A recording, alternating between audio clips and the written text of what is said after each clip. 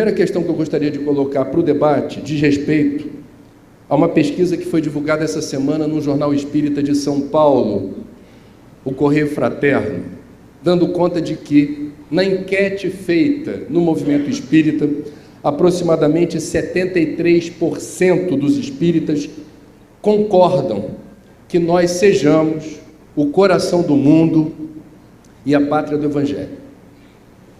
A obra de Humberto de Campos, psicografada por Chico, se eu bem me lembro, dá conta de que sim, a espiritualidade maior conduziu inúmeros processos que resultaram na nação brasileira. Entretanto, a partir da proclamação da República, alcançamos a maioridade espiritual e as escolhas que estamos fazendo desde então definem um projeto de país que é responsabilidade coletiva nossa.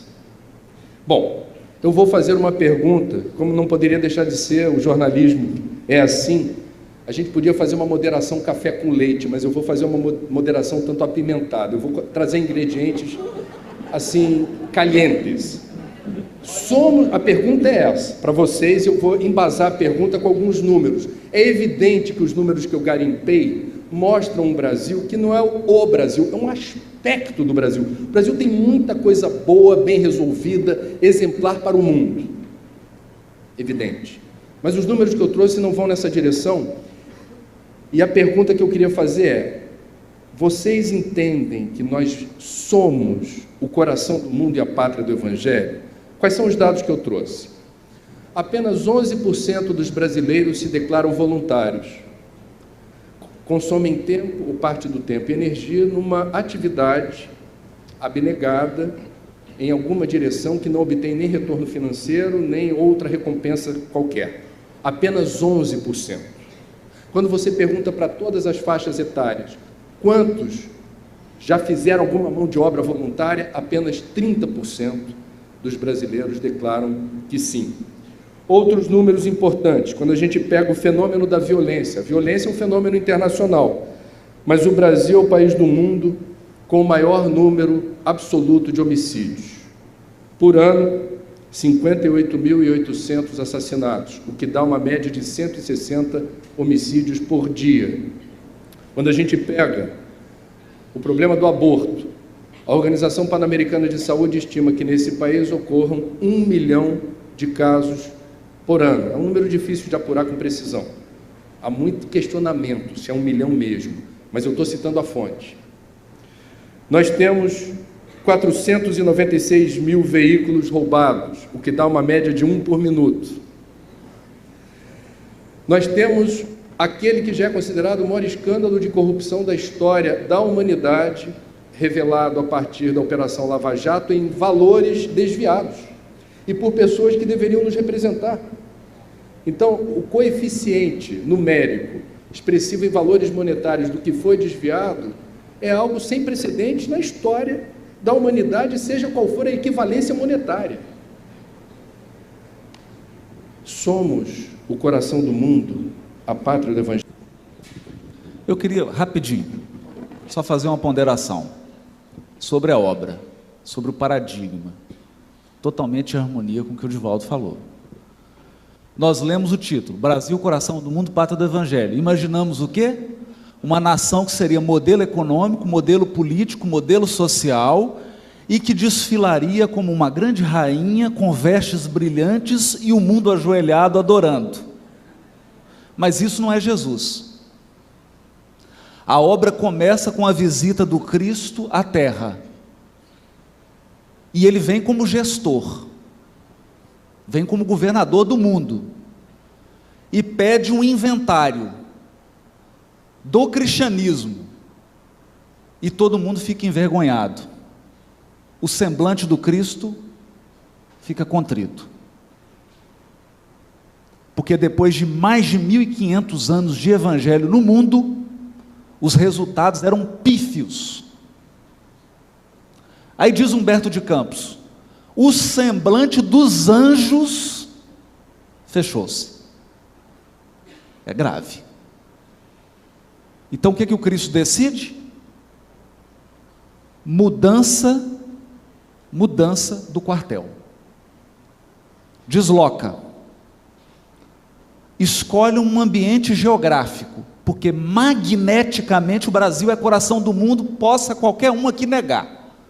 Magneticamente aqui é o coração do mundo. E o Cristo faz então o transplante da árvore do Evangelho. Aí nós vemos a nomeação do governador, Ismael. E Jesus não fala nada. Ele deixa a assessoria para falar aos pouquinhos. Quando a coisa começa a esquentar, Ismael pede uma reunião com Cristo. Isso está no livro, mas a gente não lê, né? Ismael pede uma assessoria, senta em frente a Jesus. O anjo, quando ele começa a falar, não dá conta, chora, porque os problemas já eram gigantes. Chora por quê? Fala, não vai dar certo. Mestre, não dá. O Senhor pediu para formar essa nação com o povo mais simples da Europa, o mais trabalhador, porque os outros estavam viciados no materialismo e na posse. Chama Portugal. O Senhor pediu que trouxesse a contribuição da África, da nossa mãe África. Só que já estão escravizando todo mundo. E o Senhor pediu que tivesse a contribuição do povo simples de lá, dos índios. Só que o Senhor não imagina o que estão fazendo. E chora, chora. E aí Jesus dá a solução. Fala para ele, Ismael, você vai nas regiões mais tenebrosas da terra e vai chamar todos os espíritos que faliram nas cruzadas, todos que faliram na Inquisição, todos os políticos corruptos da terra, todos os generais assassinos do mundo, todos os religiosos que se desvirtuaram por 3, 4 mil anos. Aí, Ismael começou a sentar na cadeira assim, falou, o que ele vai pedir? Que eu vim trazer um problema, esse negócio não vai dar certo. Mestre, qual que é a ideia? A ideia? Manda todo mundo para o Brasil. 7-1. Ismael vai, levanta a bandeira Deus, Cristo e caridade, uma turba de espíritos infelizes segue o anjo e encarna no Brasil. Vocês estão ouvindo um deles. Conclusão. O que o Cristo quis dizer para Ismael? Eu não vim para os sãos, eu vim para os doentes. Brasil é hospital, não é galeria de arte. Esse país não foi feito para exibir santos, foi feito para regenerar seres. Aqui está reunida, nessa nação, o que há de pior. O pior está aqui. Calma. Por que o pior está aqui? Porque aqui é o grande hospital do Cristo. E eu vou dar só 2 exemplos. Só 2. Porque o Brasil não vai ser o coração do mundo e a pátria do Evangelho. Ele já é. Já é para quem? Um espírito que tinha profundas dívidas, nas primeiras horas do Brasil, teve a oportunidade de encarnar como Anchieta. Fez o seu trabalho. E depois complementou numa encarnação recente como Fabiano de Cristo. Pergunta para ele se aqui é pátria do Evangelho.